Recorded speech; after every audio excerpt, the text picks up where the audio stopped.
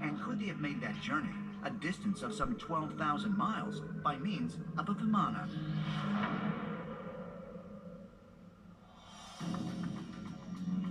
Ancient astronaut theorists say yes, and they believe that the answer to what compelled them to come there can be found by examining one of the ancient stone statues located in San Agustin Archaeological Park. This was the final statue that I wanted you to look at. Pretty curious, huh? Yeah. I don't know what to call this except a spaceman.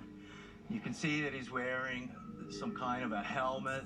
It looks like he has a visor. He's got two rectangular eyes and a rectangular mouth. He has no nose. He's holding this, what they call a power staff. But what's really fascinating about that is he's holding that long cylinder, and if you look carefully, it's going even below his feet. He's using that cylinder to go into the ground. Now, this is very interesting because in Hindu culture, there's a god called Swarnakala Bhairava, and he's a god of gold. And he uses a tool called Kila, and he uses it to go into the ground and mine gold. It could be a special probe that you can put in the ground and detect gold and minerals. So perhaps he is the extraterrestrial that is guiding them. He's a spaceman in a spacesuit with his gold mining tools. A spaceman mining gold? In 1976, author and researcher Zecharia Sitchin published a book called The 12th Planet, in which he translated and interpreted the writings of humanity's earliest known civilization, the Sumerians. According to Sitchin, the beings described in the texts, the Anunnaki, were in fact visitors from another planet. They created humankind as slaves that could be forced to mine the gold the Anunnaki needed to power their spacecraft. San Agustin is still a remote mountain area today, and coming here in ancient times would have been extremely difficult. But this was a gold-bearing area, and if you're looking for gold, this is the place to come. Is it possible that the strange carvings found in the area can be proof that Sitchin's incredible theory is true, and that an ancient race of people traveled from Asia to South America in pursuit of a metal they'd been taught to consider not just essential, but sacred?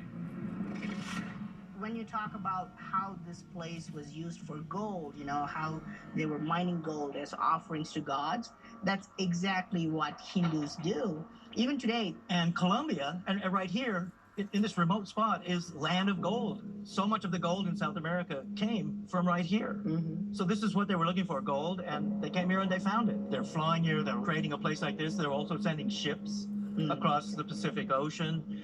They're bringing power tools, and when they're not mining, they're creating these amazing statues, and there are hundreds of them all over here.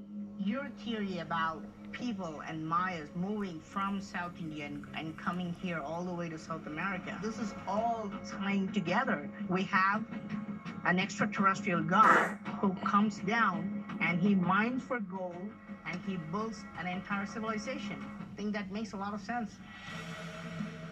When it comes to San Agustin, the Spanish did not know about this ancient site. And if they had known about it, they probably would have destroyed it. So throughout Colombia and Mesoamerica, we have ruins of ancient civilizations still undiscovered.